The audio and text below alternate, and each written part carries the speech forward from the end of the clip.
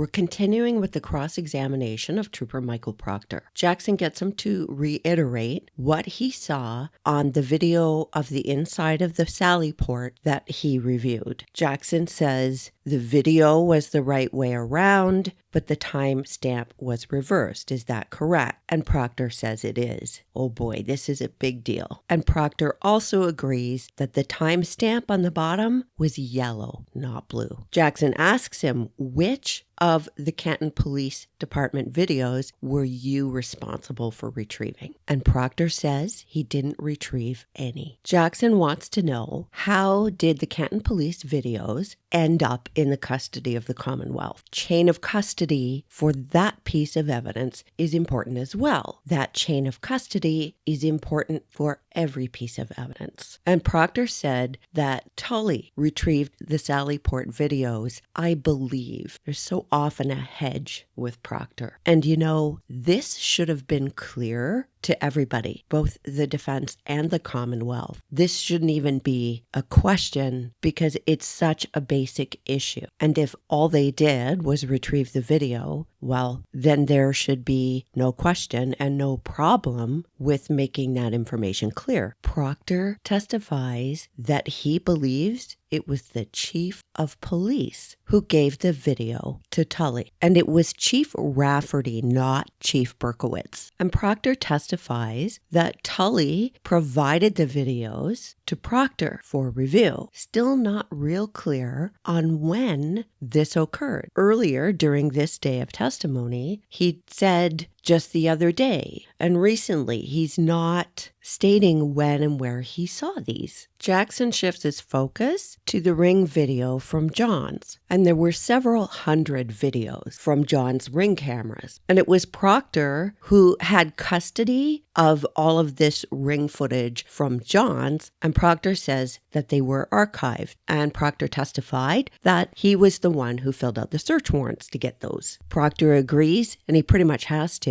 that he had custody not only of the videos, but of John's cell phone. So he also had access to the ring footage through John's cell phone as well. And not only did he have custody of the phone, he actually viewed ring footage through John's phone. And I want to know the date of that, considering he'd already made up his mind about Karen Reed by January 29th. And if he was getting a warrant for the footage, why is he rushing to look through the phone as opposed to just waiting for the footage from Ring? You want to avoid using a phone that's involved in a case if you can help it. They should be put in Faraday bags or placed in airplane mode at the very least. You don't want that cell phone sending and receiving signals. There may be times when you do look through the phone or do access something in that manner, but that's usually if you're in a hurry to get something accomplished. Maybe you think you have a victim who is alive, or you think you have a dangerous perpetrator running around, but neither of those things are the case here. So why not just wait for that warrant return instead of going through the phone? And I want to know,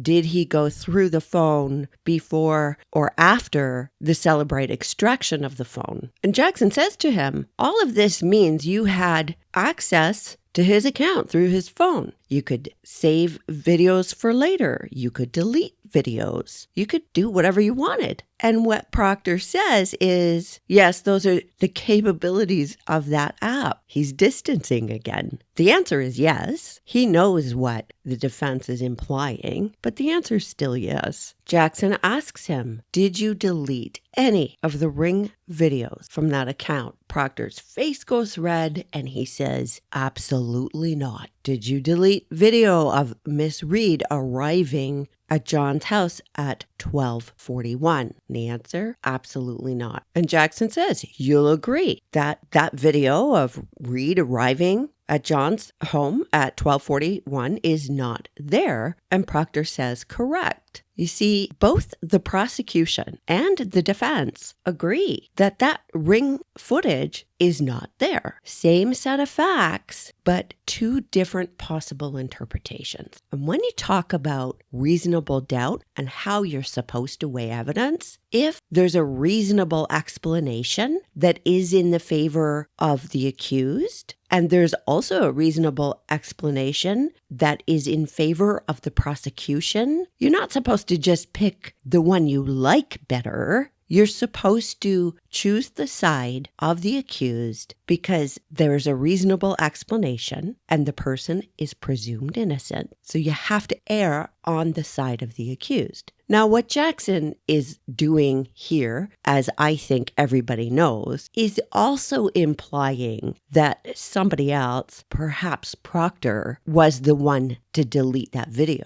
And that's a separate subject that obviously Proctor and others will push back against. Proctor testified that DeChico also reviewed the ring video and DeChico took notes. Oh, good for DeChico. Somebody took a note. And there was an interesting little exchange. Jackson put to him something that seemed pretty bland, which was, and DeChico provided those notes to you so that you could memorialize them in a report along with your observations, correct? And Proctor seemed slightly uncomfortable and eager to explain and said, well, his recollection is that his report was about his own observations. So, given that Proctor is the case officer and his report encompassed only his own observations, not DeChico's, we should expect to see that report from DeChico in the case file rather than it being memorialized in Proctor's report. And Jackson's asking him, pushing him to answer the question, did you review DeChico's notes? And he has to keep asking, and Proctor won't give a straight answer, and he finally says, I don't recall. Are you kidding me? Again? So are you lazy, incompetent, or lying? Proctor's the case officer and is responsible for the file. He's the one who delegates tasks. How could he not have reviewed DeChico's notes? How is that? And the I don't recall is about whether he reviewed the notes or not. He's not being asked about what was in DeChico's notes. The question is simply, did you review his notes? Well, if you are the case officer, you're reviewing all of the notes. So you could say, I don't recall the content, but I always review the notes. But he doesn't recall. And he closes his eyes after he says that. Nice eye block. Why does he not want to admit to having reviewed DeChico's notes? Why? Why does this man allow himself to look like an idiot? We know he has an ego because he doubles down on other things and he doesn't give a rip about the attitude that he displayed about a female accused through his texts. He said some words, never apologized. He said he regrets. Unfortunate, inappropriate. So the guy has an ego. He doesn't want to look like an idiot. Yet here he sits, looking like a fool, looking incompetent over whether or not he reviewed notes. Why does he not want to admit that? What plausible deniability is he trying to hang on to here? And why? And Jackson brings up, he reviewed the videos at your direction, right? And the answer is yes. Well, then wouldn't you expect him to report back? Wouldn't you want to know what he thought if you're asking him to look at them? And oh my gosh, Jackson says, and when you saw DeChico's notes, did you see they were on sticky pads? And Proctor says, that's correct. Throw in some things on those sticky notes is fine, but you also have to put those notes or observations in a separate document. You can use sticky tabs to stick onto a document to point out to your supervisor or colleague, hey, this is where I found this, and this is where it is in the document. This is what I thought, but you still have to put it in a larger report somewhere. And the sticky notes make me wonder if DeChico was doing that review and making those notes and sticking them on there so that Proctor could put those observations in Proctor's report. This guy, Proctor, sounds so lazy. Oh, Jackson has a copy of those notes, so he's going to show Proctor. So Jackson gives him this copy of these notes, and I'm laughing because he gets him to agree, yes, this refreshes his memory. And Jackson slips in, well, you reviewed this before you made your notes, correct? And Proctor says, correct. So when Proctor writes his report, they're not just his observations. It's not independent. Does this witness recognize that he just did this on the stand? And one of the notes at the very top of the page was 0041. So that's 12:41 a.m. And DeChico wrote that he observed taillights in the driveway. So he thinks that's when Reed was arriving home. And Proctor says, yes, correct. He saw that. He remembers that. And when I say that, I mean the note. But if he reviewed the video, he would have seen that as well. But I thought this video footage was missing. It couldn't be missing if they saw it. And this proves that Proctor knew that the footage was not missing. Even if Proctor was too lazy to really review it himself, and I think something else actually happened. Anyway, Proctor knows, undeniably, he just admitted on the stand that he saw DeChico's notes. DeChico saw taillights in Reed's driveway at 12:41. So Proctor knows that that video footage of her arriving home was not deleted prior to the police getting their hands on it. That can only mean that that footage disappeared after it was in police custody. This is proof that Karen Reed did not and could not have deleted footage of her getting to John's. So then the question becomes, well, who had access to this footage? And you know who had access to the footage through the Ring app? The footage in the custody of the state police? Who had access to the activity logs? Who is that? Well, Trooper Proctor, for one. And Jackson asks him, 0041, what is that? Proctor says, just after midnight. Really, just after midnight is maybe 10 after, quarter past. That's just after midnight. 12:30 is half past midnight. 12:41 is almost 3/4 past midnight, or 1:45. But he's saying just after midnight. This guy is practiced at deception on all kinds of levels. The way he frames things, the way he plays with words, the way he deflects. I could go on. You've seen him in action, and maybe you've heard my previous comments as I went through the reaction format videos. He's a practiced deceiver because he could sit there and say, well, that's not a lie, just after midnight. Okay. Jackson asks him about a report he made about different observations in the Ring footage that Proctor made. Well, this report is dated June. So tell me, if there was a warrant for this footage, I mean, obviously they're not in a hurry. He's looking at it in June. So why then does he need to go through the actual phone and John's app as opposed to accessing the information through what he receives from Ring? Why does he need to do that? Unless he did all this January 30th and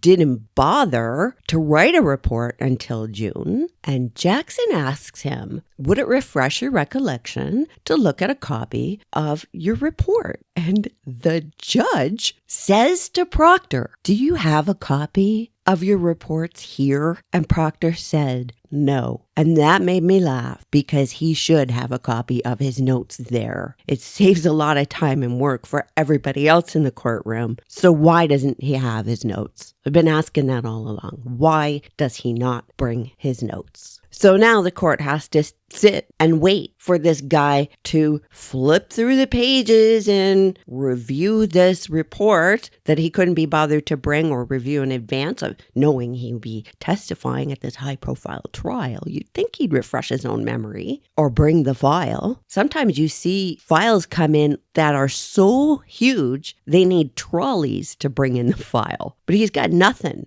Crikey, he doesn't even have a sticky note. So now everybody has to wait for the guy to flip through pages and read his report. Within Proctor's report, there are bullet points of important times and observations that he made in relation to this ring footage. And I'd like to see this report. Bullet points are okay if they help in readability, especially if you're going to present this information to somebody else. But it causes me to question how fulsome this report is. If these bullet points were an additional summary or a way to organize or highlight certain information that is contained in other parts of the report, or if it's just bullet point because he's lazy. Anyway, turns out that in all of these bullet points in this report, all of the important times and important events, nowhere does it mention the observation that taillights were seen coming home at 12:41. Now, why is that? Sometime between when DeChico wrote his notes and when you made this report, and remember, Proctor saw DeChico's notes. He saw them sometime between those times. This video footage disappeared. And you know what Proctor's answer is? Yeah, well, there were no dates on his notes.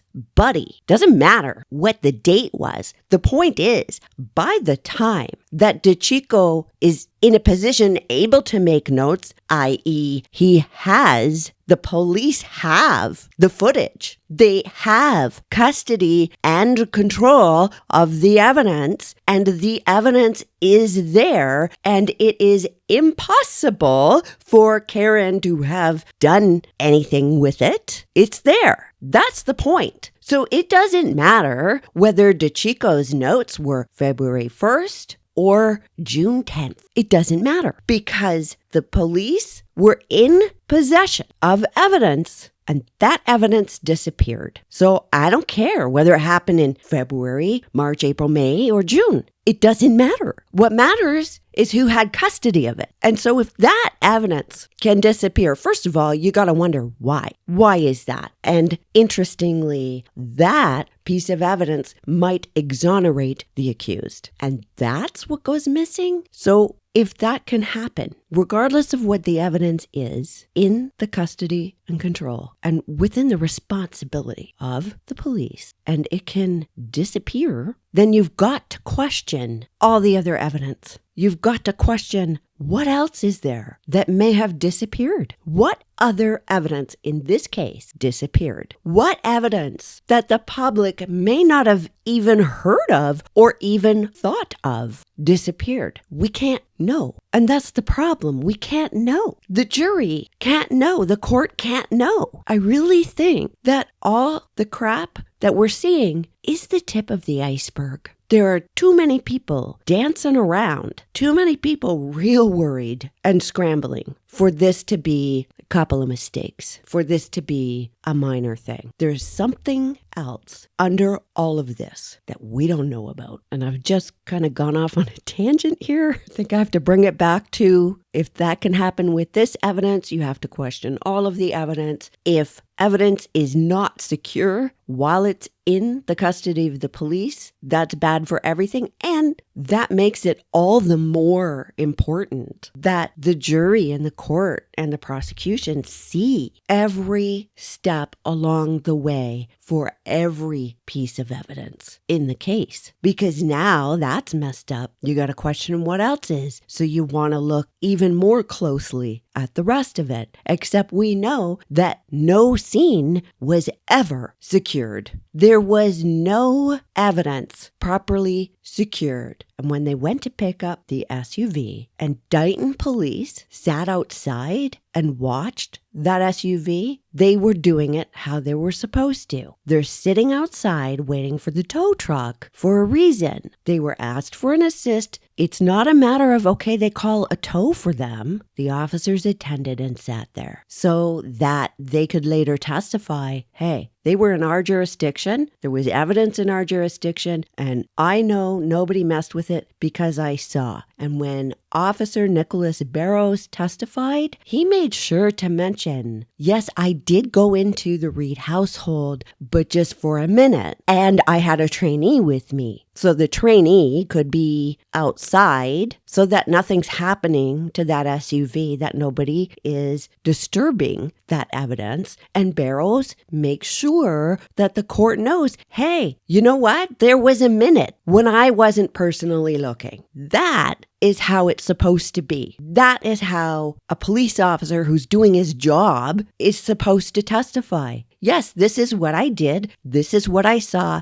And by the way, there was a moment when I wasn't looking. There should be no investment in anything but the truth. And Barrows got up and told the truth. And that's how it's supposed to be done. In this case, this was like a game of, I don't know, instead of hunting for Easter eggs, somebody hides taillight pieces and they go on a big sort of scavenger hunt on a scene controlled by suspects, or who should have been suspects. So back to DeChico's notes. And Proctor saying, yeah, but there were no dates on DeChico's notes. And then he adds, well, I don't know what date he's referencing, except they're sticky notes. So yeah, he does know. And Jackson says to him, well, that video at 12:41 is gone, right? And Proctor launches into his sort of attack and redirect. Yes, blah, blah, blah, blah, blah. And the blah, blah, blah was, yeah, well, it's something I tried to find it through Ring. And there's other footage missing too. Like of the time when Jen McCabe and Carrie Roberts and Karen Reed got back to John's house and they were all looking at the taillight. Well, once again, he is providing a fiction to the court. If he wants to point out the fact that there is a certain piece of video footage missing, then he can say that there is footage missing at this particular time. He could say there's footage missing at this particular time when we expected that Reed returned with Carrie Roberts and Jen McCabe. He could say that, but what he does is describe what he claims will be on the video when he has no idea what's on the video if it's missing. And here he is not only giving the court a fiction, he is once again proving his own bias. He is demonstrating here that he believed Jen McCabe's narrative. And that's the narrative he is going to promote as well. He doesn't know what's on missing video footage if he never saw it. For all he knows, the video footage could be of a bird landing in the driveway. So he's just filling in a blank with somebody else's narrative that suits his narrative, his story, and the end goal that he wants, as opposed to actually telling the truth. But he's biased for his own reasons. You know what I think? I think the reason that video footage is missing is perhaps that footage shows that Reed's taillight wasn't completely damaged, and or that there is no video of Jen McCabe and Carrie Roberts looking at Reed's taillight because it didn't happen. And Proctor can't have that be seen by a jury because it would prove that Jen McCabe is a liar and thus bring everything she says into question. He can't have that because he needs to make this cut and dry. This lazy piece of work has had to work harder on this case in order to lie and cover up his own crap than he would have had to work if he'd done it properly in the first place. And Jackson says to him, at some point, while this video was in police custody being reviewed by Officer DeChico, at some point, it disappeared, didn't it? And Lally objects, and the judge sustained the objection. And Jackson asks him a question that goes to bias, which is, would you agree that you treated Karen Reed very differently than you treated the McCabe's and the Alberts? We know the answer is yes, but of course, Jackson's got to confront him, right? Lally objected, but the judge said, I'll allow that. It is material. Now, as I'm listening, I'm expecting Proctor to say, oh no, I treated them the same. And if he says that, my first question is going to be, oh yeah? Did you have a conversation with your buddies about Jen McCabe's A? Or whether she's smoke? And of course he says, absolutely not. There's that key phrase. I've said it in another video. I'll say it again. Absolutely not is not a blanket indicator. You can't say that every time somebody says absolutely or absolutely not, they're lying, because that is not true. You have to look at the whole picture. You have to look at the whole person. There are people who use absolutely and absolutely not all the time, and they're not lying. I can't remember which video I did on his testimony, the reaction videos, but there was a moment when it became crystal clear that for this particular guy, the absolutely and absolutely not are a tell for this individual. So absolutely not. We all know better. We all know he's lying. And with his absolutely not, he says we follow the facts and the evidence with an open mind. Oh yeah? What about all the evidence and the facts that pointed to the people in the house as being involved? What about the facts and the evidence that better support the people in the house as suspects? What about the facts and the evidence that you didn't bother to even look at or consider? What about the facts and the evidence that were presented to you later that you disregarded, that you worked to explain away? And what should we make of the evidence that you accepted a bribe? Whether he actually got a gift or not is besides the point. He accepted the bribe. What about those facts and evidence? What about all the facts and evidence about this particular witness? What should we make of that? And with an open mind, he says, how open-minded are you when you're calling someone you don't know a whack job? How open-minded are you when you're pressing or appear to be pressing a medical examiner to make the determination on a case that you want, and you call her a whack job and her, she, that matters. You call her a whack job because you didn't get what you want. Is that open-minded? Or are you saying that what the ME says is not fact or evidence? Is it only fact or evidence when it suits you? And how is it following the facts and the evidence when within hours of the event, you have your mind made up before there's even an eighth of an investigation, before you've considered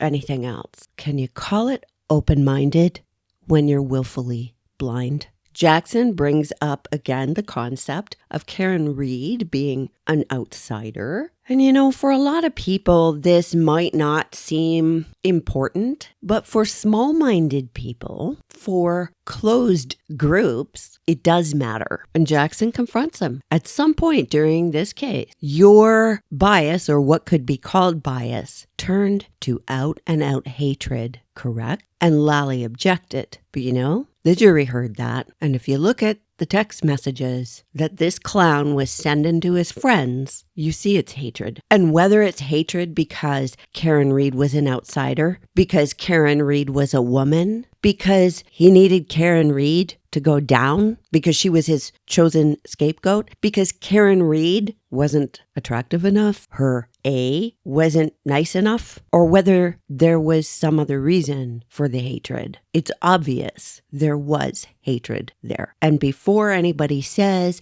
oh, maybe he's justifiably angry because a police officer is dead, I could argue against that all day long, but I will only point out two things. One, instead of taking great care in ensuring a thorough and top-notch investigation and marshaling every resource to turn over every rock and find the whole truth about what happened to Officer John O'Keefe, instead of that, they did the opposite. It's not even that they fell short. They did the opposite. instead of CSIs, they called CERT to a scene that was never secured, and on and on. I mean, pick something at any point in their handling of this case. Just pick a point in time and you're going to find garbage. How much care did they have? How outraged and angry were they about the victim, about what happened to him? How invested were they in finding out the truth? They weren't. It was quite the opposite. So that's number one. So that doesn't support an argument that he's angry about what happened to Officer O'Keefe, because they all demonstrated the opposite. And secondly, at no point during all this texting with his buddies, at no point does he say what happened to Officer O'Keefe is painful. What happened to Officer O'Keefe is outrageous. I want to know what happened to him. I want justice. This poor guy, or any other number of things that you would expect a person to say about a fallen officer. There are a lot of us who weep over fallen officers who we've never met. And in none of those texts to his buddies and none of this discussion is he showing compassion or grief or anything for Officer O'Keefe. So at best, he doesn't give a rip. This is not about outrage at what happened to the victim. The hatred is based on something else completely. Lally objected to Jackson bringing up this, hey, your bias turned to hatred. And that was sustained. So Jackson asked it a different way. And he said, at any point in the investigation, did you develop a hatred? And his answer was, I follow the facts and the evidence that shows Miss Reed hit O'Keefe. That wasn't the question. If he developed a hatred or if he was angry, the answer is, you know what? I was mad because a fellow officer was killed. It's outrageous. I want to know what happened. I'm upset. That should have been the first thing out of his mouth. When you analyze a statement, one of the things you look at is order of priority. So he's asked this question, and his priority in answering is to protect himself, to make himself look better, defend himself. And then he added, and yes, I got emotional. I sent those texts based on the evidence. He sent those texts based on the evidence. What mental gymnastics here. So even in attempting to pretend that he gave a crap about John O'Keefe, even then he is still not showing any care or compassion for O'Keefe. He's still using it to protect himself and point the finger at Reed. His statement here on the stand is not about facts and evidence. It's not about compassion or even outrage for what happened to John O'Keefe. His statement here on the stand is all about him. It's about how he looks. It's about what he wants. It's about driving home his narrative. It's about making people believe what he wants them to believe. If the facts and evidence are so compelling, just present it. If the facts and evidence are so compelling, why does it go missing when it's in police custody? And now he wants people to believe that, well, he sent the text because of the facts and evidence, because, sometimes he got a bit emotional. He never showed any emotion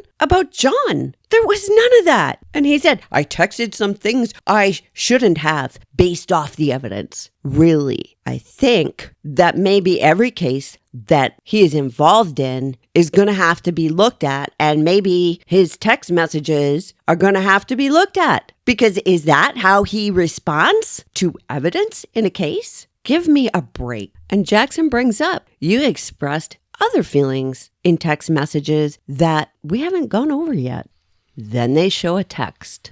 His sister texted in relation to some donation or something else. On February 4th, 2022, Proctor's sister texted, I didn't give my name as I didn't want anyone to link me to Michael. And Lally objects and they have to take the text down. So that ended up getting stricken. So now Jackson has moved on to what Proctor responded to his sister. And Proctor texted, hopefully I can't say it on YouTube. It's about unaliving and in a self-inflicted manner. And Proctor admits that he was talking about Karen Reed. Tell me that that is not hatred. Even if you don't get the misogyny and how that is in fact hatred and all the rest of it, how can you claim that is not hatred? And you know what Proctor says? Yeah, it's a figure of speech. Are you flippin' kidding me? Really? Has he ever gone and investigated one of those kind of incidents that I can't say? I think you know what I mean. They're horrible. They are among the worst. And I'm not talking about what you see and hear at the scene. I'm talking about the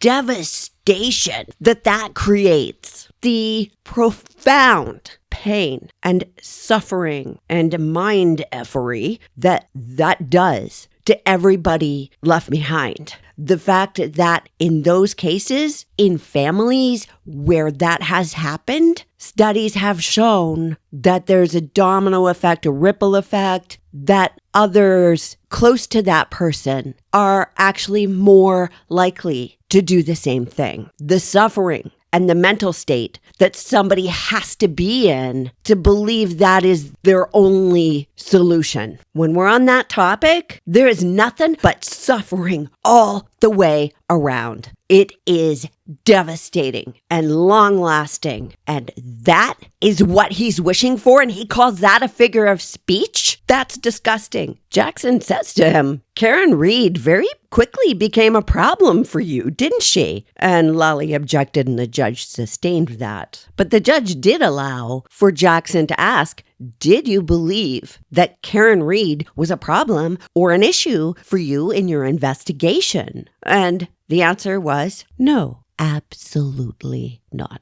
Jackson put to him, all the powers that be want answers ASAP. That put a lot of pressure on you, didn't it? And of course, Proctor, again, does not answer the question. Not really. He says, there's pressure in every case. You know, I'm sure there is pressure in every case. I'm sure there is. But we're talking about a police officer who was killed and ends up on another police officer's front lawn. No matter how you want to interpret it, you bet that all the powers that be want answers ASAP. Of course they do. So in addition to this being a homicide, which is extremely serious, obviously, and it needs to be done properly, no matter who the victim is, it's also political now. And Jackson says, this case involves a Boston cop whose family you're connected to. The answer, the truth, is yes, it's not that hard. What Proctor said is loosely minimize, deflect, deny, gaslight, redirect, blame. You'd think I was talking about a suspect here, wouldn't you? Jackson again brings up, you said you had to make this cut and dry. It involved another cop. It was earlier testimony. So Proctor has to answer. And of course he says, well, I don't know if that was the exact context. But yeah, those were my words. I did text that. And Jackson says, your friends wrote, this whole thing stinks. And Proctor's answer was, yes, I interpreted that as a joke. What?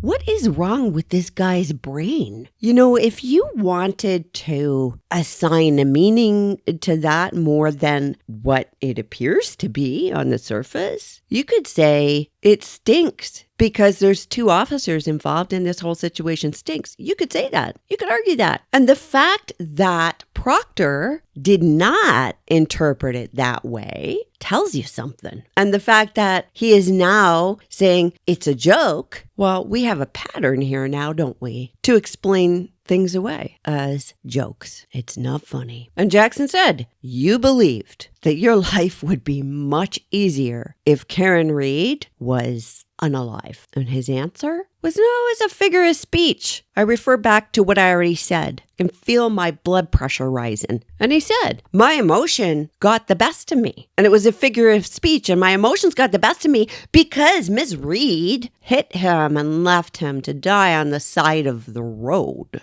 we're not hearing the compassion for the victim. We're hearing, I'm pointing the finger and reminding you, she did this, she did it, she did it. Her, look at her. Look at her. Everything I've done is just a joke or a figure of speech. And if you talk to any police officer, any paramedic, emergency room nurse, you know that in order to do your job effectively, you need a lot of self-control because you're dealing with people in the worst moments of their life. Whether you're dealing with a witness who has just either been involved or witnessed something horrendous, or you're dealing with a victim who is suffering and traumatized, or you're dealing with an accused who has done something horrible and doesn't want to be caught, or family members who are scared and maybe enraged. You're dealing with people at their worst. And to do that, you need to have self-control. And this guy doesn't have self-control.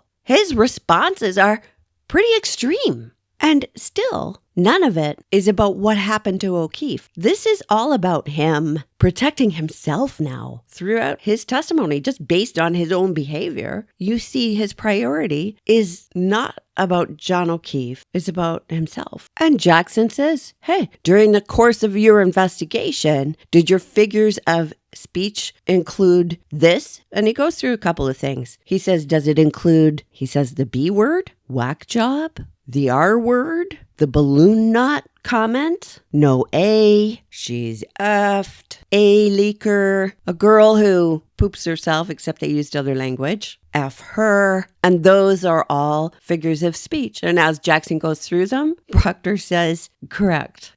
Wow. He has no shame.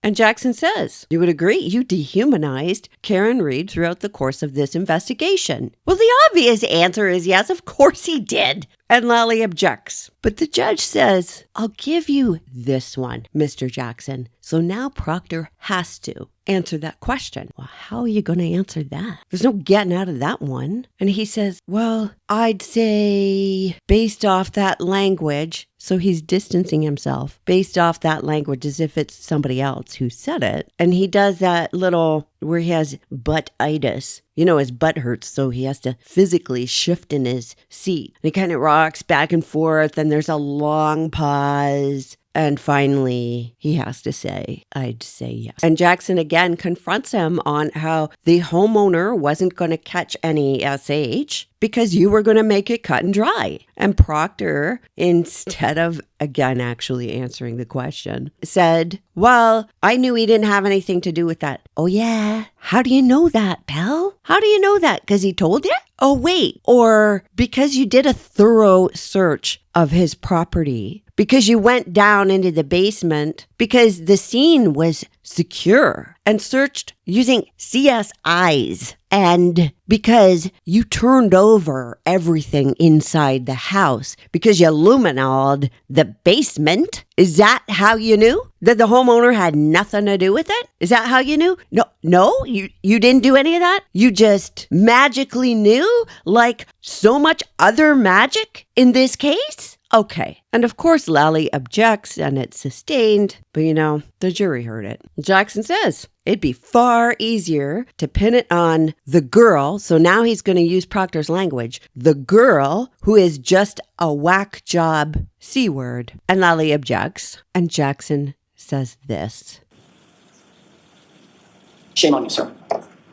All right. The judge strikes that and tells the jurors they should disregard it because the lawyers aren't supposed to make comment. On redirect, Lally asks him why he didn't like Yannetti. And his answer was that because in court, time after time, he got up and he said things about me that I was corrupt and it didn't have any basis. In fact, he had no evidence. And Proctor says, I've never had a complaint lodged against me. Well, maybe he hasn't. Now, I can tell you that there's a whole lot that goes wrong on the street. There are a whole lot of things that happen where people could complain and they don't. And and the process of lodging a complaint is onerous. And there are all kinds of reasons aside from that people won't go and complain. And some of them are the same reasons why victims of crime don't report. So never having a complaint lodged against him might mean that he has been terrific all along. Never done anything worthy of a complaint. And maybe it doesn't. And how many times do you see somebody in court who ends up convicted of a crime and they had no previous record? It happens. You saw the evidence for yourself. You heard those texts. You saw Proctor's behavior displayed on the stand. All of the things I've mentioned, the failure to take responsibility, the bias, the hatred, the dehumanizing and demeaning of other people, the pushing for answers he wanted, cut and dry. Cut and dry. This stinks. Yes, it does. But okay, Lally wants to give him an opportunity to explain why he hated Yannetti. And I don't care that much whether he hates Yannetti or not. You're allowed to not like somebody. But I think there's more here than that. And Proctor has the gall to say the investigation was done with the utmost integrity. And I've spoken about integrity in respect to this case and this witness's behavior in a previous video. So I'm not going to repeat myself here. And Michael Proctor claims that Yannetti was at his sister's school asking if Courtney Proctor was there. And the defense objects and they ask to approach. And this has got me very interested in what happened. It is a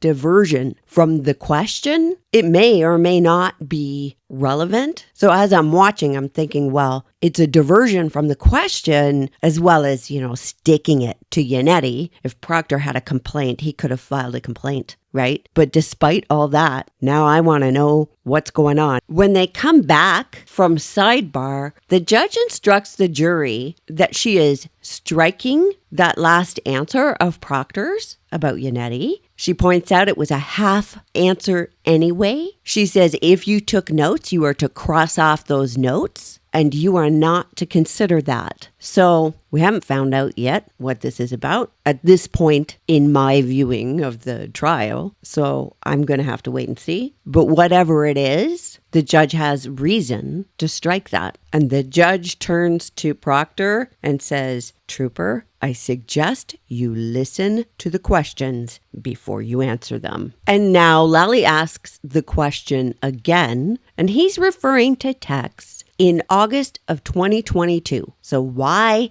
didn't you like Yannetti back in August 2022? But this gives the witness a chance to make the negative remarks again. And Proctor says, because Yannetti made false accusations of conflicted and corrupt, no evidence. And he said they were spouted in open court. Even in his choice of words here, you can hear he's angry. And Lally brings up a motion that Yannetti had made, or that the defense had made, that contained photographs of him and his family that included his children. And Proctor says, yeah, and there were little kids in that photo. And the defense was insinuating that these were the McCabe children, but they were my family. So first Lally asked, did you, at the beginning of your investigation, pick a suspect and then make the evidence fit? And it's hilarious he asked this question because Lally knows that what has been shown is obviously that. So he has to come right out and state it. And of course, Proctor is going to say no or some variation of that. Anyway, the defense objected to this, but it was just based on form because, leading Lally here. So Lally has to ask a different way. It did come out of Lally's mouth. The witness now knows what it is Lally's after. And he said, we started with an open mind. And he said, at the beginning, we didn't know what we had. And we thought it was a medical. Okay, fair enough. And he says, but then as the day went on and we collected more evidence, those taillight pieces didn't appear until after they had that SUV and it was in Canton. Anyway, he said, and we developed evidence. You develop a case. Anyway, we developed evidence against Miss Reed. What Lally asked is, after that date where you sent the text messages to your friends, you continued the investigation, and did you gather additional evidence subsequent to that? And he says, well, yes, we did. And it all pointed to Karen Reed, and it didn't point to anyone else. And the reason that is comical is because Lally himself in the question attached this to the text messages that he sent. Well, the text messages that he sent where she's effed, it's cut and dry, another cop, that homeowner isn't going to catch any SH. The evidence that he collected or developed, or however he wants to put it, is after his mind was made up, and the text messages prove that. And he's claiming on the stand, no, none of the evidence pointed to anyone else. Oh, really? That has never been clarified through this trial. Up to this point, that has never been established. That property inside wasn't searched. The back of the property wasn't searched. The neighborhood wasn't searched on the morning of the 29th. The scene wasn't secure. Interviews were conducted much later. There were conflicts that were just ignored. There are a whole lot of questions that weren't asked, never mind answered. And I could go on all day about the lack of evidence that would support what he is saying here on the stand.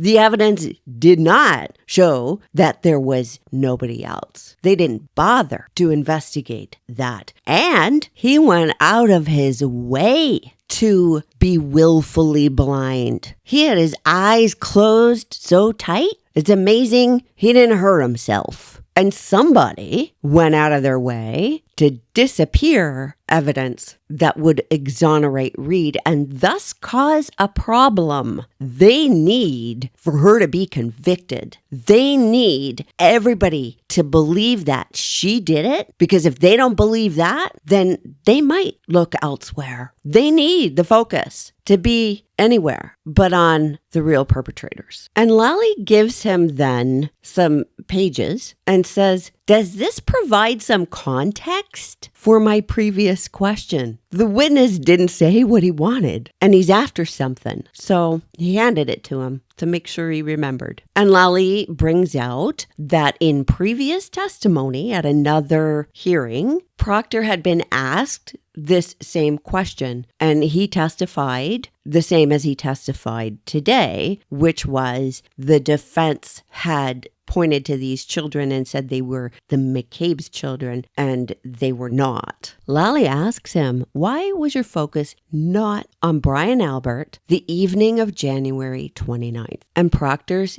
answer is flippin' ludicrous. His answer is, there was just no evidence that Brian Albert was involved in any way. No, there wasn't evidence because you didn't look for any, because the scene was never secured, because you were willfully blind. That's why there wasn't evidence. But you know what there was present? Something that they call a clue. Actually, there were a number of clues. And you know what else was present? Red flags everywhere. But you ignored all that, didn't you? Yep, because you were going to believe what you wanted to believe, even if you knew it was wrong, because you never intended to find any evidence in the first place that might point to anyone else or that might contradict the narrative that you prefer. You see, you got to pick between this woman by virtue of the fact that she's female. Well, you know what kind of feelings he has. And she's an outsider, and she's nobody to him. She has no power. So you pick between her or another cop. There should be no option to not investigate. And I submit to you that there should be a higher standard for police officers. And Proctor goes through his narrative again that is well rehearsed by now, based on witness statements. Well, there are only a few who happen to be all connected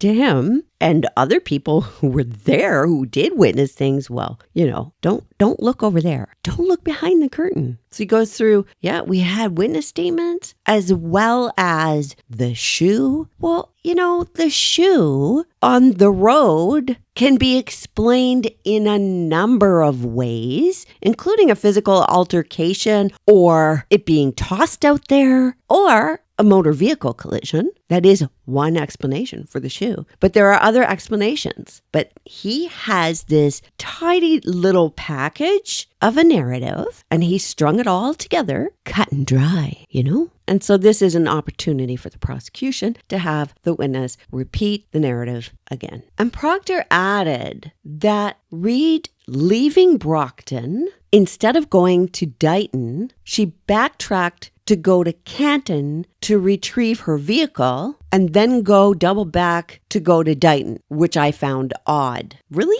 You've just been through a traumatic situation, so you don't know where you're going to be from one minute to the next, right? It's not unreasonable to think once you get yourself collected in a situation like that, I think I want to make sure I have my vehicle. I mean, she has to go get her vehicle at some point, so I don't know that that's all that unusual. And this is the first time we're hearing this. Lally asked, at any point in your investigation, did you find any evidence that showed that Brian Albert was involved in the death of John O'Keefe? And the answer is no, which of course everybody expects that to be the answer. But the problem is he's demonstrated a pattern of intentionally not looking for evidence. So no, he's not going to find any. And I also suspect he's lazy as heck. So in that case, he's not going to find any evidence then either. Doesn't mean the evidence wasn't there. And what is being glossed over or left out here or redirected from here is all the evidence they didn't pursue, all the questions they didn't seek answers for, all the red flags they didn't consider or that they dismissed for whatever reason, which, by the way, they're not explaining. Not really. They're misdirecting instead. No. Don't really look at this too hard. Look over here. Look at her. There are so many outstanding questions. This trial has gone on and on and on, and there are more questions than there are answers. So how does he sit here and say there was no evidence when he never asked the questions and never pursued the evidence? Except to the extent that he pursued evidence that might contradict his narrative, and that evidence disappeared. Missing footage. But even that, they're trying to blame on Reed through insinuation when the actual evidence shows that it was in police custody when it disappeared. Oh, and did Karen Reed break into the Canton Police Department and mess with their system to delete the Sallyport footage? Did she do that too? Or hack into their computers to obtain the activity logs that Proctor had? And mess with those too? Did she do that too? Did she plant the key swipe card evidence from Canton Police that show Higgins and Berkowitz in the Sallyport at the same time the SUV was there, in the same time frame as that footage went missing? Did she plant that too? Wow, powerful woman she is. And Lally says, well, if there was evidence that Brian Albert did this, what would you have done? And he said, myself and other officers in my office would have pursued that. Oh yeah? Pursued in what way? Like maybe making sure there was no footage of Colin Albert leaving? Making sure that exculpatory evidence against Reed disappeared? Like that? Like pursuing it that way? I know that's not what he means. Hopefully it's obvious I'm being sarcastic here. Lally shows him a document. It's the text communication, as Proctor puts it, between me and my buddies.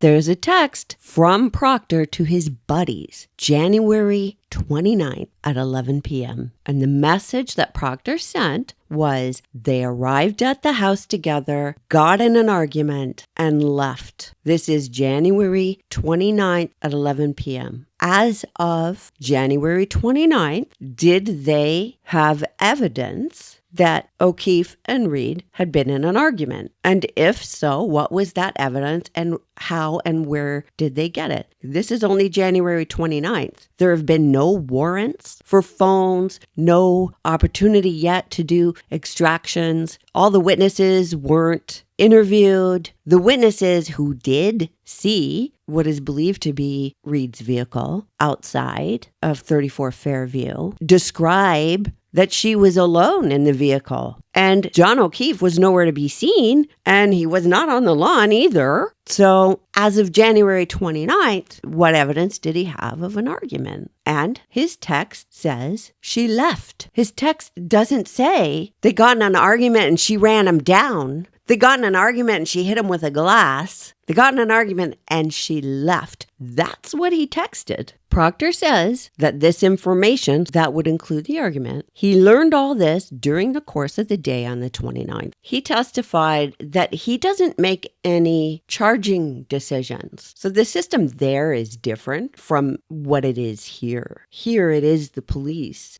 who would make a charging decision. But then, Lally just moved on from that. So he brings out, hey, I'm not the one who makes the decision to charge. That's not us. That's not what we do. And then he moves along. But if it's the DA's office who makes the charging decision, they're going to do that based on the information that they receive from investigators. So if the person making the charging decision is handed a cut and dry story, then of course they're going to charge. And the investigators handing over the information know that. It's just like when you go apply for a warrant, you know that you have to meet a certain bar. There has to be enough to convince the judge to grant your search warrant. So the investigators know that they have to convince the DA's office to lay the charge. And I think in a way, this actually bolsters what the defense is alleging here. If Proctor could make the charging decision, then they could lay the charge and then get all their ducks lined up better later. But they have to convince somebody else. So they have to hurry up and find something. They have to hurry up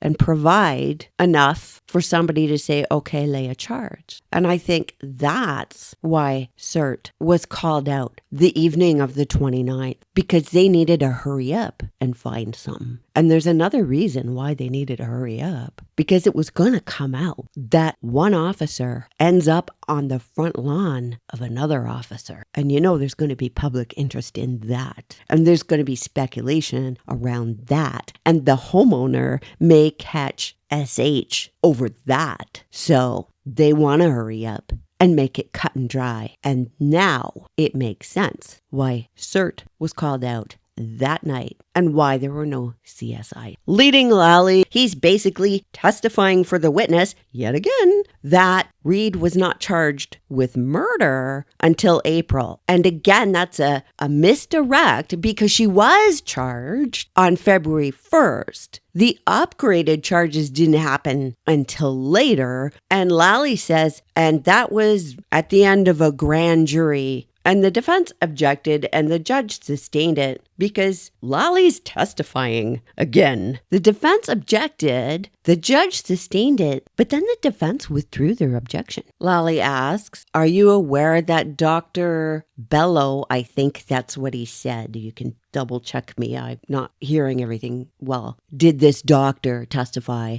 at the grand jury? And he said yes. And then Lally pulls this. He says, so she wasn't charged with murder until after this doctor testified at the grand jury, and the grand jury heard that testimony. So he's incorrectly connecting these things. And the suggestion is that the grand jury made their decision because of this one witness's testimony. And there was an objection, and the judge sustained it, but the jury heard it. Then Lally tries to do a bit of remediation around relationships with the Albert and McCabe families. So he says, the Albert family is not an entity, right? Because he's trying to get around all that nonsense we heard from Proctor, where he's intentionally misunderstanding or understanding differently the words no and relationship. But this might have backfired a little bit because the defense objected here. And the judge said to Lally, hey, watch your form. So Lally had to ask it a different way, which ends up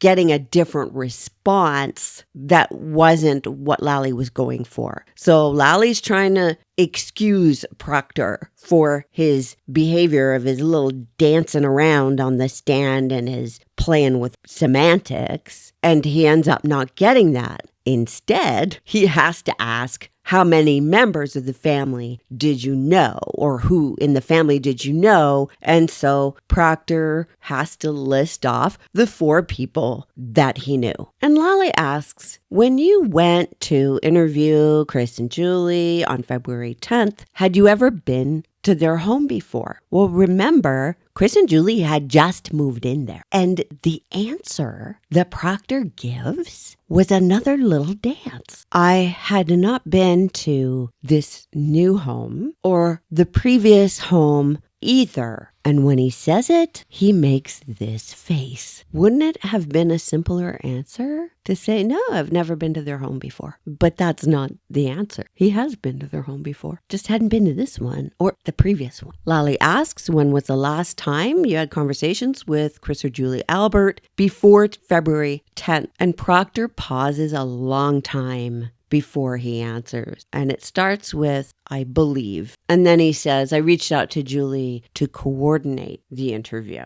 And of course, I'm wondering right here, well, was that on your personal cell phone or your work phone? Because it should be on your work phone. So there's a record of it. And he says, prior to this investigation, and he's shifting and he's struggling. And he said, there was one random text message she sent, and I was on a family ski trip, and she wasn't a part of it.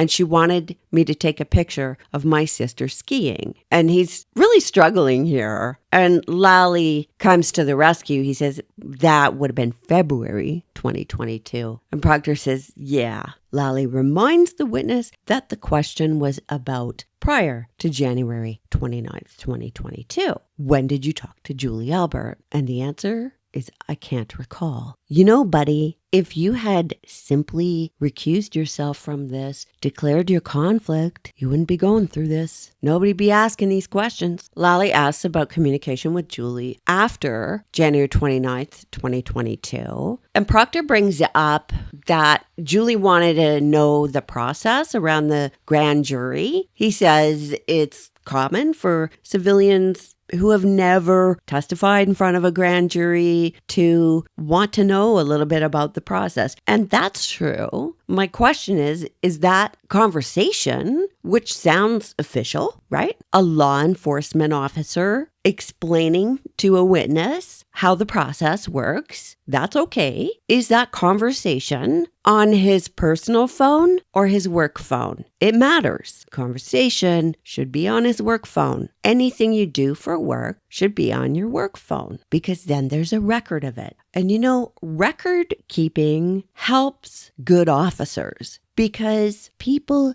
do make all kinds of accusations against officers, and the accusations are garbage. You would be shocked at how many false allegations are made that are clearly false. Truly, truly false and malicious. So record keeping, good record keeping, keeping things separate goes a long way to protect the officer. And anytime anything can be recorded without violating somebody's rights, that's a good thing because it protects good police officers. So these texts that he's talking about, where he's talking about grand jury and how he's helping this civilian understand the process, yeah, Where's that? Is that on his work phone or is it on his personal phone? And if it was a verbal conversation, well, nobody can corroborate that. If all of this black cloud over him is unjust, he could have avoided this right in the beginning by having a little bit of integrity. Oh yeah, there's that word again. Lally asked him about whether or not Julie Albert ever babysat his kids. The answer is no, she didn't. And Lally references text messages between Proctor and his sister about having Julie watch the kids. Lally points out that this case was in the news. There was a lot of news, and asks, so when you are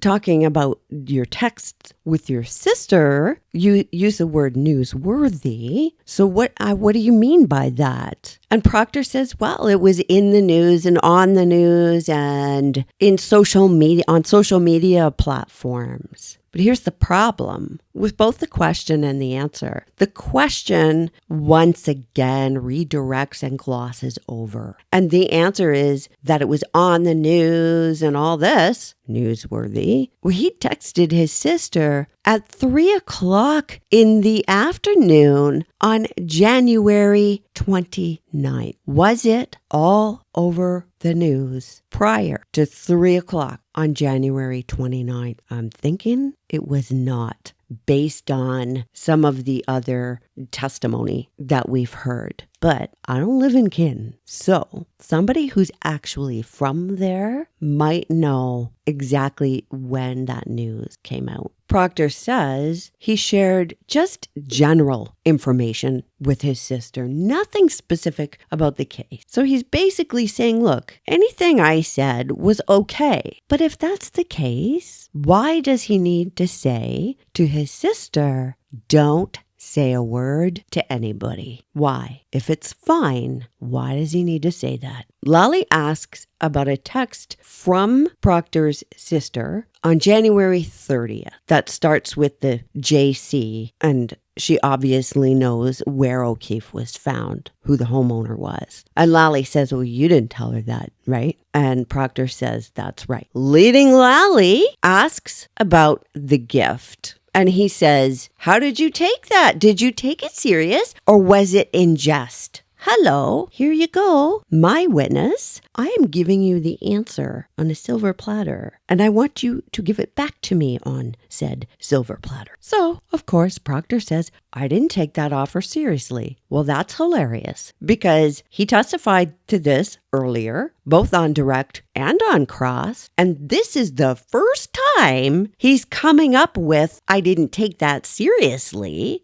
And why do you suppose this is the first time he's saying, I didn't take it seriously? Could it be that he was handed the answer on a silver platter to hand back? Could that be it? And he reiterated, as I said, I never asked for a gift. I never received a gift. I kinda said, give it to my wife. And then he goes on to say she'd been home for 10 nights straight with the kids. I get it. When you're doing shift work or you're doing the kind of job that a law enforcement officer has, or actually any first responder, it is tough on the spouse. But whether it was hard on the spouse or she'd been alone with the kids for 10 nights is irrelevant. So what is this? It's not pointing to whether or not Reed did anything. What is this? Well, this is more justification explanatory narrative. And squeezed into the middle of all this is his admission that he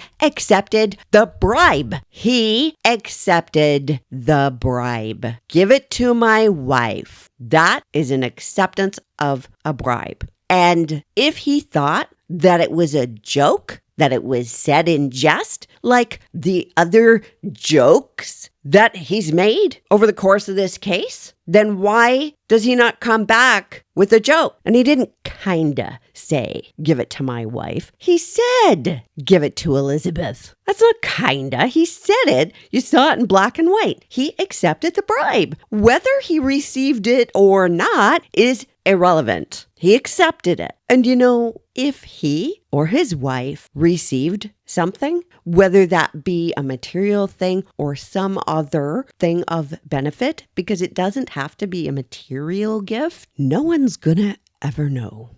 And he reiterates, get Elizabeth one, but she never received one. Lally brings up Colin Albert, and what was your understanding? And he said that Colin Albert only stayed there for an hour, and as he was leaving, I think he ran into his aunt and uncle, and his ride was out front. And earlier testimony from the others present said no one saw a ride out front, and they would have recognized Allie's car. If they were coming in just as he was leaving, and he's leaving because Allie's picking him up, then why doesn't Allie's own mother recognize her car sitting out front? You know why? Because it wasn't there. And this now makes more sense because there are woods through which Colin can travel. Allie McCabe wasn't at Fairview. She was waiting elsewhere to pick up Colin after he trekked through the woods. And Proctor says that Colin left sometime about 12:10 a.m. And that's a very important time. And Colin's arrival home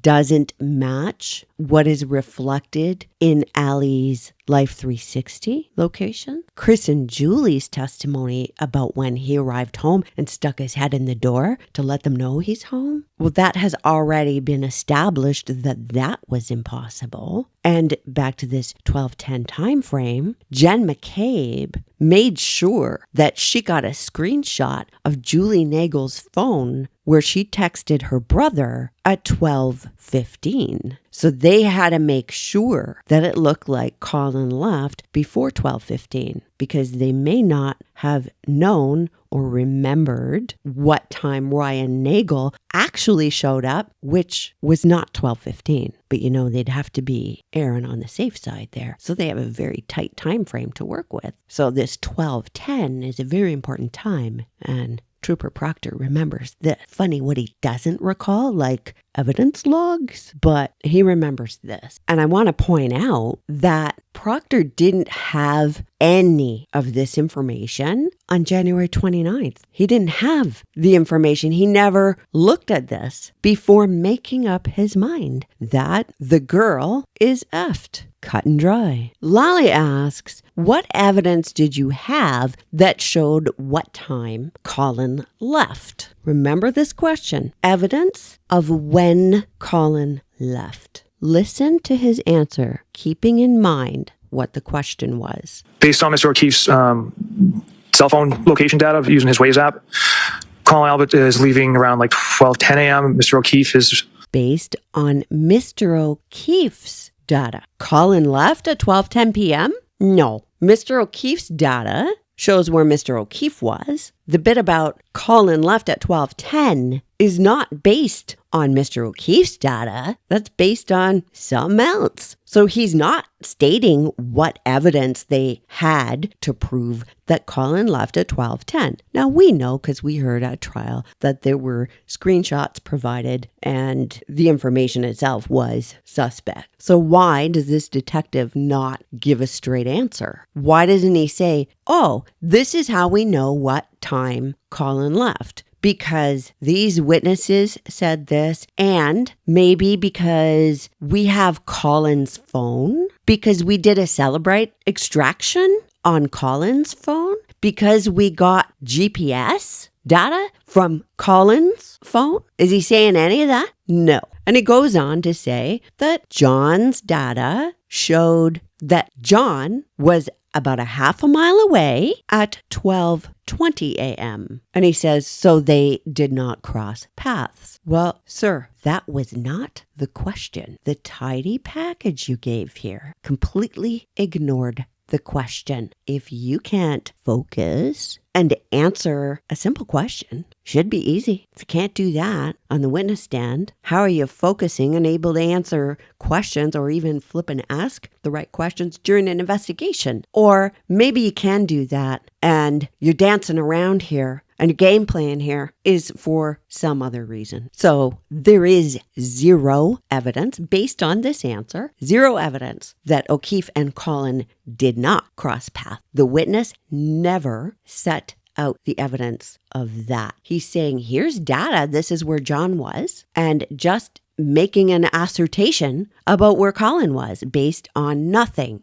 And the question was, what was it based on? Well, he can't say. And does Lally clarify that? Because, if there's evidence of that, Lally will want to get that out. But does he do that? No, he glosses right over it. Lally refers to a report that Proctor did in October. And this report, not done until October, is about the other people who were there for Brian Jr.'s birthday party. Levinson and Nagel were there at the time that they believe this all went down. So we're just going to ignore the fact that nobody asked them anything until October?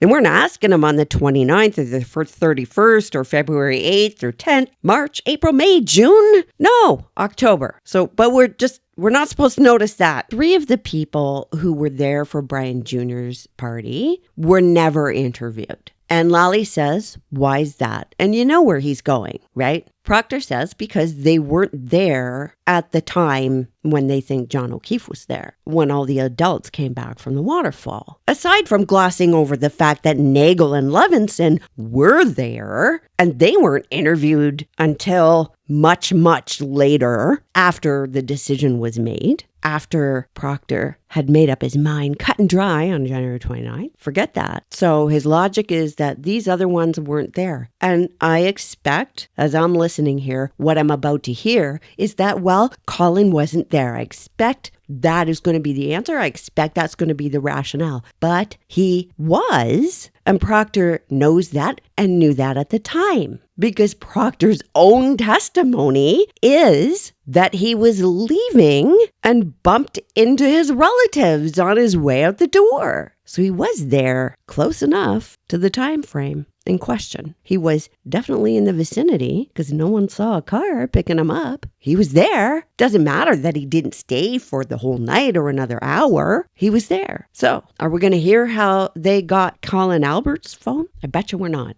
Leading Lally asks, what information did you have about the other friends of Brian Jr.'s who had left early and Colin Albert before the adults got back from the waterfall? And Proctor says they had all left, but that's not true. And Proctor's own testimony, if we're to believe him, says that's not true. And other witness statements show that's not true. He was there when they got back. He can't bump into his aunt in the foyer if he wasn't there. He should have been looked at the beginning. Lally asks, why was Colin Albert interviewed and the other individuals who had left earlier were not? And Proctor starts with, Colin was falsely accused of, and the defense objected, and the objection is correct, but the way Proctor is answering here tells you something. Because the question is, why did you interview Colin? Because he was falsely accused tells you that we believe he was falsely accused, i.e. we have made up our minds, or I have made up my mind before interviewing or asking questions. And I don't even care to interview this guy, but now I have to. And I already know, walking in, that the accusation is false. That's what he's saying. He was falsely accused, and that is why we're going to conduct this interview. But he has an open mind, So they're doing the interview to shut people up. They're not doing the interview to find out what the truth is. The objection was sustained, and the judge instructed the witness to answer it differently. I mean, he knows what he's doing. He's playing a game here. So he tries again, only in a different way. And he says that Colin Albert was the subject of a third-party culprit allegation that had no evidence to it. Hello? Is it your job to find facts? Are you the judge? So you're deciding that there's no evidence about something that's before a court? You have made that determination, and you've made that determination before actually investigating anything. And so once again, he is telling us that even before walking into the interview with this witness or suspect, Proctor has already made up his mind. So as a result of all this, according to Proctor, his office felt the need to sit Colin down and get his story. And the use of getting somebody's story is a common way of phrasing it. And I might not have thought anything of that, except when Proctor said, get his story, he quickly corrected it and said, get his facts for that evening. Proctor named another trooper who had been with him during the interview of Colin Albert. And I'm going to point out that the fact that another trooper was involved in this interview doesn't mean that that particular trooper was necessarily cooperating with anything nefarious. Proctor is the lead investigator. Proctor, who already knows this boy, who is already connected with the family, he's going to get out of Colin what Colin's supposed to say. And by this time, everybody has it figured out. Jen McCabe's got the screenshot from Julie Nagel now. They've all got their time frames all worked out. So Colin already knows what he needs to say. And Proctor already has it worked out in his head, and he's walking into this having already decided what the outcome is going to be. And it would be a cakewalk for him to elicit exactly what he wanted out of this witness. So this interview means nothing except for the fact that it wasn't done in the first place and that Proctor had already made up his mind anyway. Lally asked about the screenshots that were provided from Allie and Colin showing what time she went to pick up Colin. Those screenshots that had the anomalies on them, the screenshots that don't allow an investigator to look at the metadata, those screenshots. And the answer was just yes. So they're basically getting out that, yep, they provided screenshot. Okay. And then Lally switches gears. Lally asks him about Jen McCabe's phone and says, are you an expert in phone data or Celebrite extractions? And Proctor says no. Unless you can help me out here, I'm going to have to go back to the very beginning of his testimony when Lally was getting out the information about his qualifications. I thought I heard him say that he did have training in Celebrate. And I may be mixing him up with another witness. I'm going to have to go back and double check. I'm just going to mention that here in case somebody else wants to check. Lally lists the names of 3 people and says what expertise or knowledge, specialized knowledge, do they have about Celebrate extractions that you do not? And they end up at sidebar. And when they come back, Lally switches gears and he asks, what relation do Kevin Albert have to this investigation? And Proctor says they don't. And Proctor says that he was working on a cold case investigation with him. I've talked about this in a previous video. He shouldn't have been on the O'Keefe case to begin with. And once he's on there, he shouldn't be then assigned a case with Kevin Albert. And that's not a negative reflection on Kevin Albert. I know nothing about that guy. Nothing. So Lally goes back to the text communications between Proctor and Kevin Albert. And he brings out the fact that they were working on a case on the Cape together. Okay. Well, repeat what I just said a second ago. And when they're working this cold case on the Cape, it was already brought out that they were out drinking together. Does anyone think that Kevin Albert, if he wanted to, and I'm not making an allegation, I do not know Kevin Albert, know nothing about him, but if he wanted to, do you think that a trained investigator might be able to get information out of Proctor here, who has verbal diarrhea? When he's sober, what do you think happens after a few drinks? Then they bring up the bit about Kevin Albert's badge and gun being left in Proctor's cruiser, which is still mind-blowing that Proctor wasn't in a whole world of trouble over this. But Lally wants to focus on the part where Proctor texts Kevin Albert and says, "What's your address so I can drop off your badge and your gun?" Pointing out that you're not so close that you have each other's addresses at home. Okay, but you're out drinking together. You don't have to be best buds, and it's still a conflict. And you know all the crap that Jackson has been getting because he makes remarks? Well, Lally did the same thing. Yeah, well, you're so close to him, you don't even know where his house is. And the judge wasn't having that either. Lally asked him if he deleted any Ring video, and Proctor says, absolutely not. And leading Lally goes through this long question about when you saw that there was footage missing that you expected to be there, like, you know, the footage of McCabe and Carrie Roberts and Reed and blah, blah, blah, blah, blah. You know, by the end of the question, if you're not sleeping yet, you've lost track. And the point of the question was twofold. One, to give the witness the flippant answer. And two, to be able to repeat to the jury things that Lally wants to drive home so that they are more likely to remember that. If they keep repeating it, the jury will remember and perhaps be swayed. Marketing studies have shown that simple repetition of something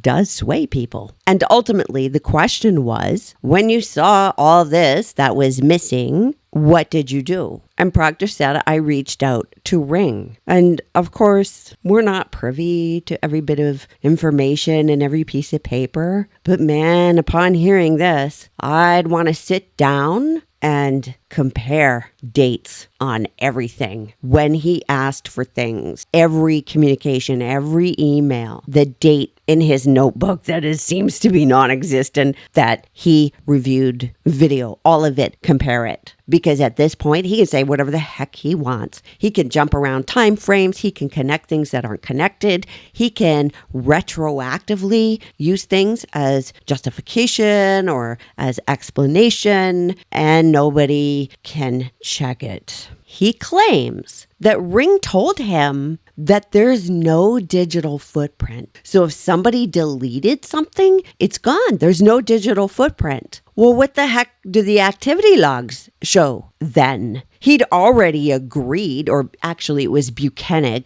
who already agreed that Ring can send activity logs that show who logged in, what device they were using, what they did on the app, and whether or not they deleted anything from the app. And Proctor is sitting here on the witness stand under oath saying that Ring is saying that there is no digital footprint. This is misleading at best. And Lally asks, well, what additional steps did you take to try and retrieve this video? And Proctor takes a big breath and is thinking about it. He can't come up with the answer. So Lally rescues him by saying, well, was there a second search warrant? And Lally continues to testify for the witness, saying you were looking for this, this, and this. And of course, the defense objects, and it's sustained. This is blatant.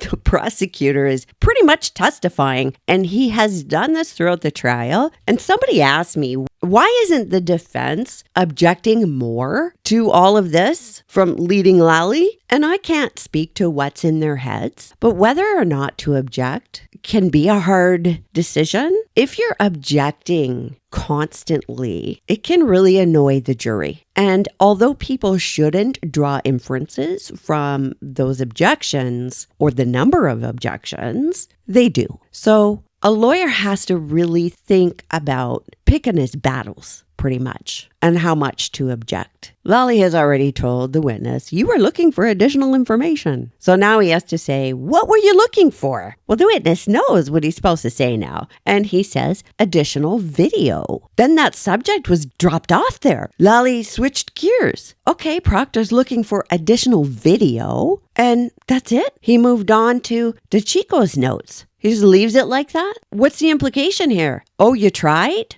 Oh, we're pointing out the video is missing again because we want to imply something? What was the response? On what dates did you do these things? Where are the reports on that? Where are your notes on all of that? Where are copies of the emails if that's the route you took in dealing with Ring? And what happened to the information about the fact that Ring sent him a Dropbox with the activity log in it, and that activity log disappeared? This is all smoke and mirrors, man. Lally tries to pull this. In respect to DeChico's note about 12:41 a.m. on the 29th, remember he saw the taillights on the Ring footage, and Lally asks, was that note in respect to something he saw or something he was looking for?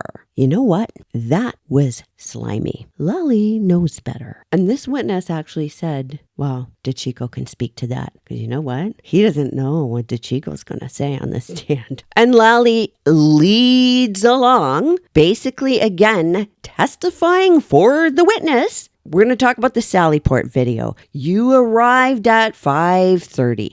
This is what you're doing. This is your testimony. So all the witness has to do is say, yep. And Lally points out the fact that Proctor arriving in the Sallyport was after 5 o'clock in the morning when O'Keefe's Ring video showed Karen Reed backing out and that she had damage to her taillight. And I have to laugh because Lally says, you're aware of some Ring footage video showing Carrie Roberts and Jen McCabe arriving at John's house, and that Ring footage shows a damaged taillight, correct? And the answer is yes. If that is evidence against Reed, why didn't she delete that too when she somehow got access to the Ring footage after it was in the secure custody of the police? Why didn't she do that too? And Lally brings up the dash cam video of when other officers went to do a welfare check at O'Keefe's residence. And Lally presents it as the dash cam video was showing damage. Well, that damage is a matter of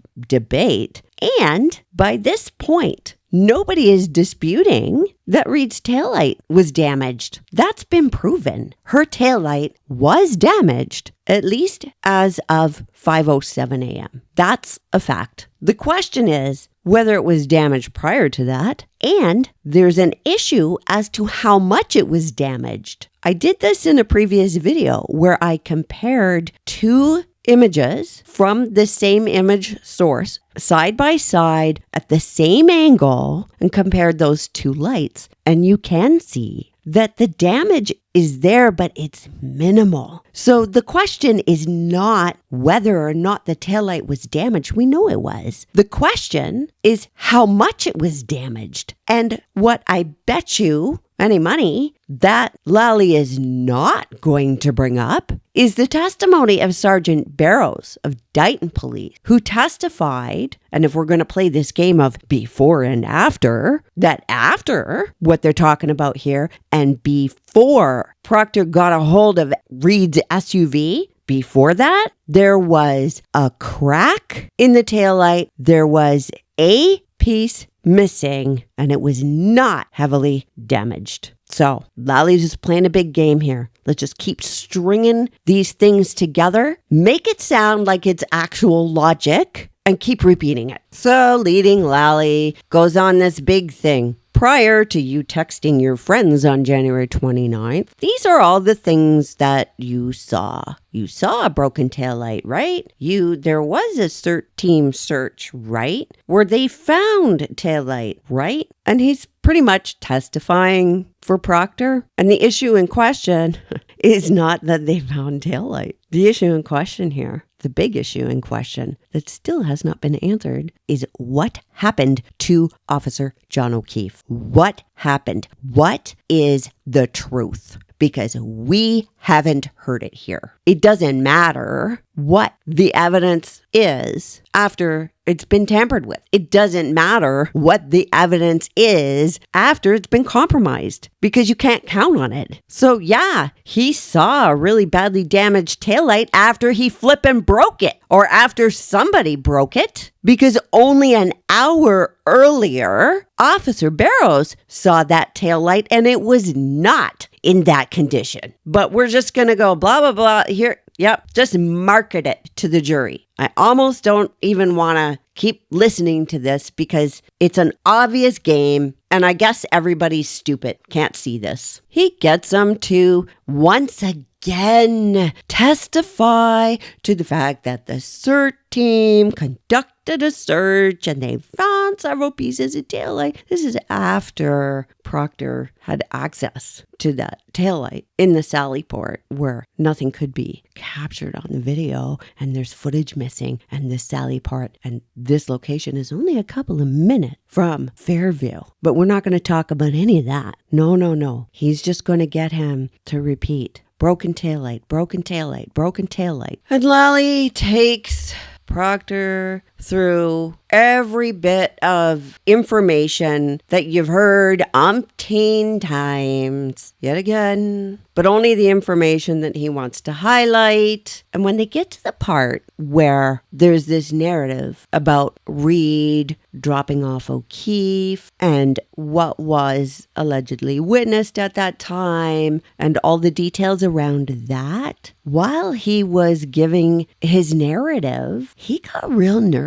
It jumped out at me because it was a real change from how he'd been loping along given this rehearsed narrative. His cadence changed. His face changed. I mean, everything about his face changed. He looked down. He was struggling. His respiration changed. He stammered. He was struggling here. And I found that very interesting. And that leads me to think he knows more than what he's saying. He knows that time frame and those details he's given are important. And it's possible that he doesn't have them all locked down as well as he would like. And Lally gives the narrative, and he stopped from giving the narrative, but it came out anyway, which was connecting Proctor's horrible texts and remarks to what Proctor believed Reed did to John O'Keefe. And you know what the message is? The message is, yeah, she deserved it. That's the message. That's what he's going to use for justification for Proctor's inexcusable remarks. And on the stand, Proctor has this ever so slight smirk on his face. Jackson got up and said, "So you think that your assessment of what Reed did gives you license to call her and he says the C word. Lally objects. The judge allows it. And Proctor's answer is based on the evidence. Give me a break. Based on the evidence, my emotions got the best of me. My emotions got the best of me. So, yes, it was in poor taste. The question wasn't whether or not it was in poor taste. The question was, did you think it gave you license to do that? And Proctor ends it with, my emotions got to the best of me. Jackson says, and you called her a whack job too. And you said to your friends, she's effed. And Proctor pulls a Vander Ark. which is, well, if that's what it said. Jackson asked, did it give you a license to call her the R word? And Proctor says, well, that was another disgusting comment. Didn't answer the question. Did it give you a license? It's obvious that regardless of whether Proctor was feeling emotional, he felt he was entitled, for whatever reason, to call her those things. To have discussions like that during an ongoing investigation about a civilian. He has license to do that. He feels entitled to do that. And he shows that by his behavior. Because you know what he hasn't done? He's excused himself, certainly, but he's never turned to anyone and said, I'm sorry. He calls the comments regrettable. He does say at one point earlier, I regret, but then he goes on to justify and minimize and point the finger, almost blame, like,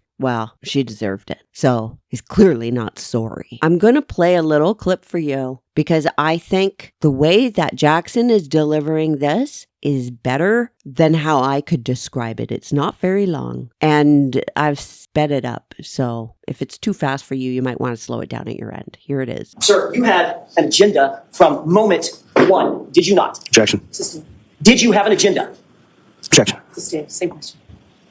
That was a good one the first time. So the fact that you believe personally, your narrative was she hit him with a car, you get to talk about her leaky balloon knot, right? Objection. You indicated on cross-examination that you saw a video at 8:22 a.m. with some damage to Ms. Reed's right rear taillight, correct? Yes. 8:22 before or after 5:07 a.m.? After. You also said that you had no idea where Kevin Albert lived, right? Correct. But you did say about getting his badge to him after that drunken night with him, that you just leave it in your mailbox, right? Objection. I'll allow it. Yes, my mailbox. Yeah, so he obviously knew where you lived. Yes. Ooh, another tidbit that Lally left out, which was even though he didn't know where Kevin Albert lived, Kevin knew where he lived because he knew where to go to put something in Proctor's mailbox. And then you said, there's no evidence whatsoever, your words, no evidence whatsoever. You talked about Brian Albert, Brian Higgins, Colin Albert, no evidence whatsoever that they were involved in the death of John O'Keefe, right? Correct. Trooper Proctor, you're the one responsible for gathering the evidence, correct? Objection. I'll allow it. Right? I am one part of a greater group of detectives that gathers evidence. I'm just one part of that unit. You're the pointy end of the spear, aren't you? Objection. Just want to point out the diffusion of responsibility again. I'm just one part. You're the case officer, the lead detective, correct? Yes. Sort of like the fox guarding the hen house, isn't it? Objection. And that was it. Next up was Trooper Tully. That will be summary as well. That's all I have for you for now. Trust your gut. I'll see you in the comments.